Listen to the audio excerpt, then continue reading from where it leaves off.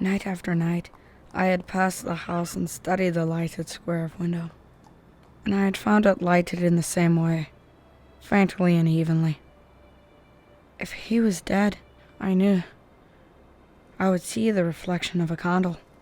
He had often said to me, I am not long for this world, but I thought his words idle. Paralysis. This word had always sounded strangely in my ears, like the word gnomon in the Euclid and simony in the Catechism. But now it was like the name of some maleficent and sinful being. It filled me with fear, and yet I longed to be nearer to it and to look upon its deadly work.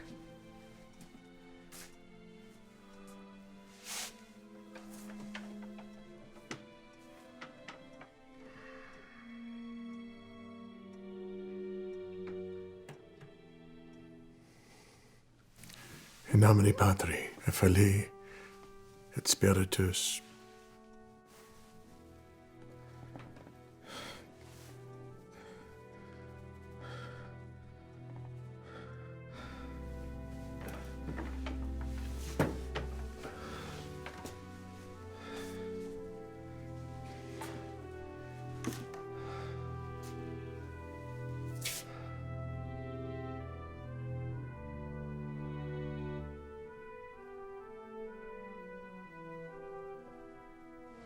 Ecus denem calix sanguinis mei, novi et aeterni testamenti, mysterium fidei, qui pro vobis et pro multis effunditur in remissionem peccatorum.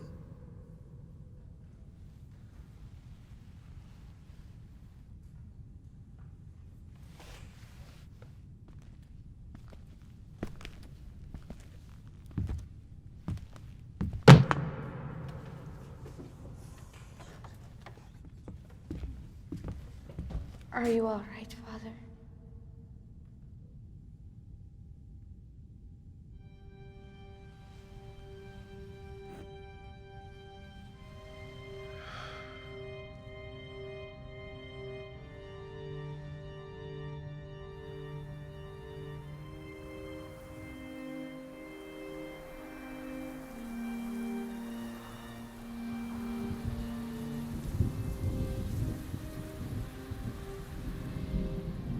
For he that wavereth is like a wave of the sea, which is moved and carried about by the wind.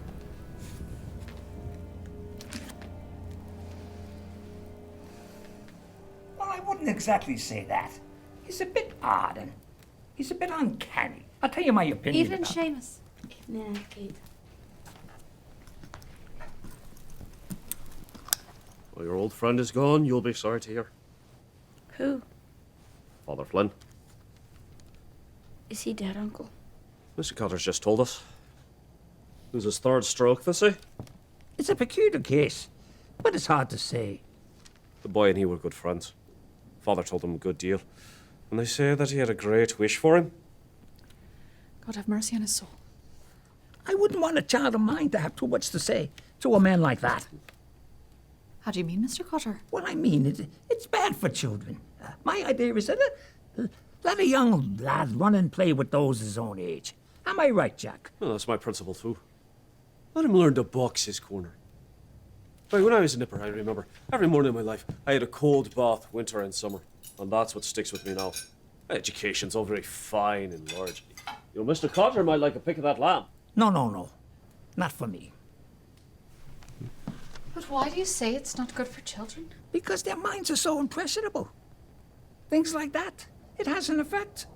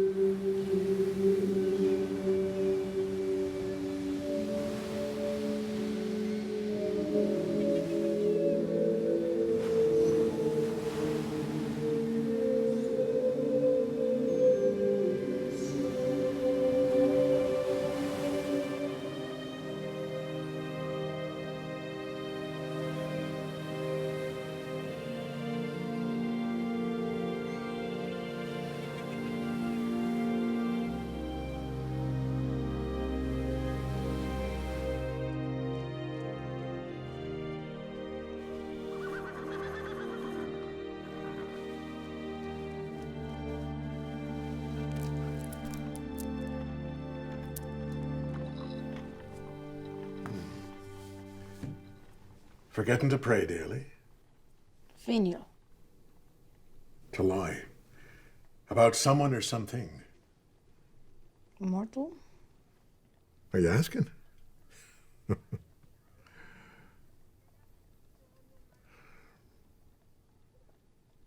Desecration of the Holy Eucharist. Mortal.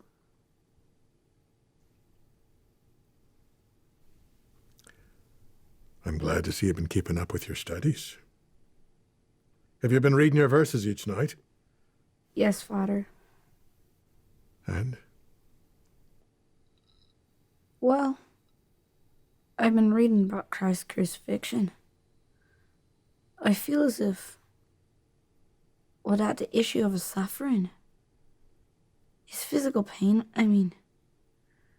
that we have it all wrong. How do you mean? I feel in another way, his pain was far worse than simply the physical. Hanging there on the cross, Jesus cried out, God, God, why hast thou forsaken me? To be left feeling so abandoned that in those last moments of life, God did not answer.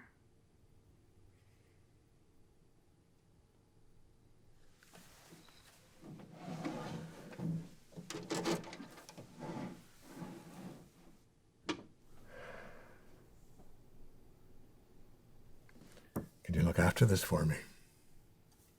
Yes, Father.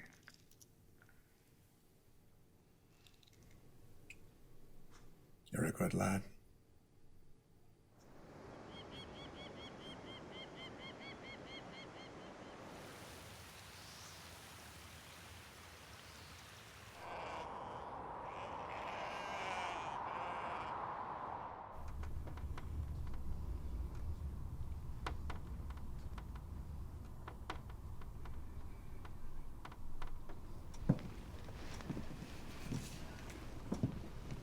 I'm so sorry for your loss.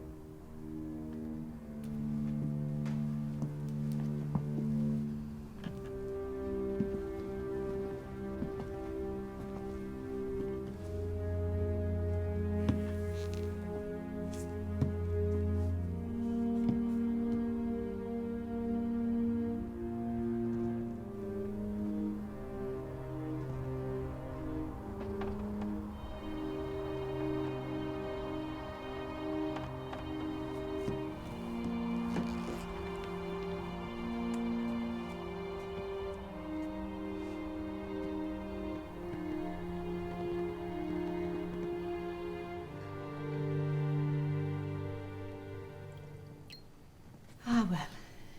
He's gone to a better place.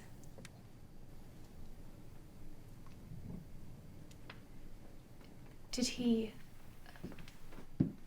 peacefully?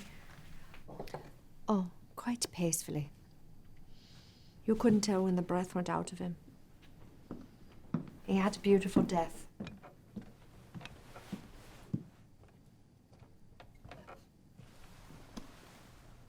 And everything...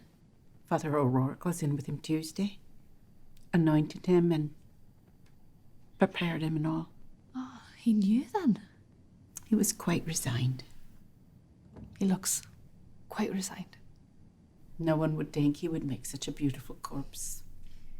Yes, indeed.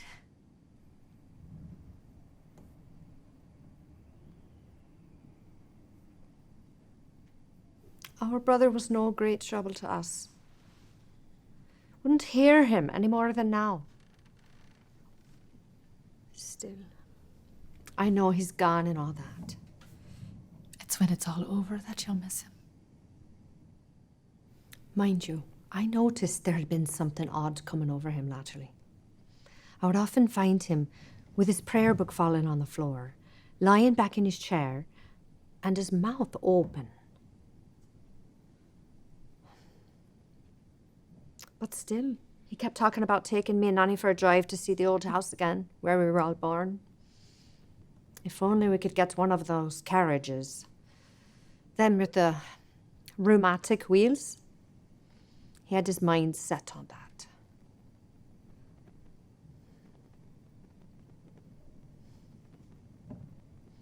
He was so scrupulous always. The duties of the priesthood was too much for him. You might say his life was crossed. He was a disappointed man. You could see that.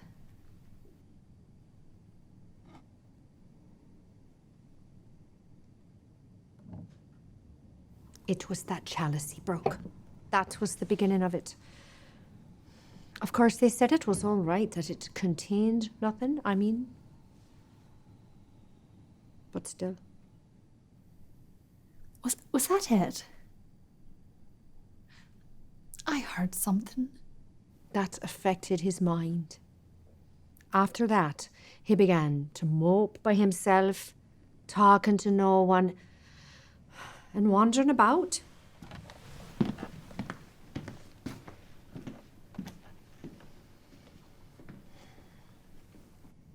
So one day he was needed for a call, and they just couldn't find him anywhere. Father O'Rourke suggested to try the chapel. And what do you think? But there he was, sitting up by himself in the dark, in his confession box, wide awake and laughing softly to himself. I confess, but am lost.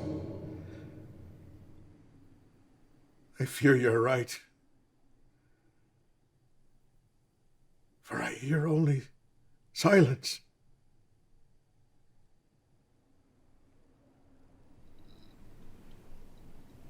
Wide awake and laughing to himself. So, of course, when they saw that made them think that there was something gone wrong with him.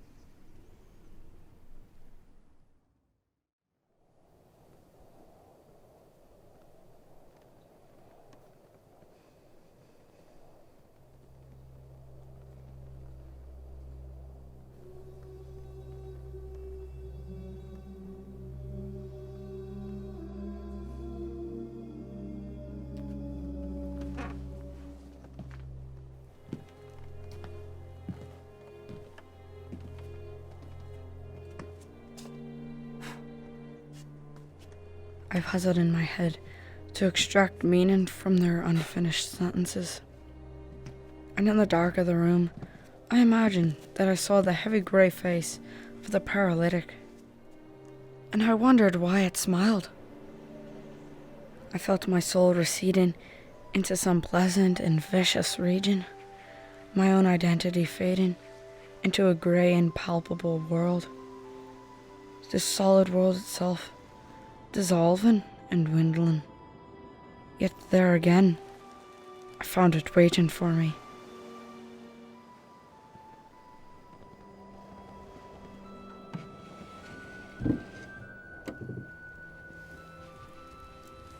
I felt that I too was smiling feebly, as if to absolve the simoniac of his sin.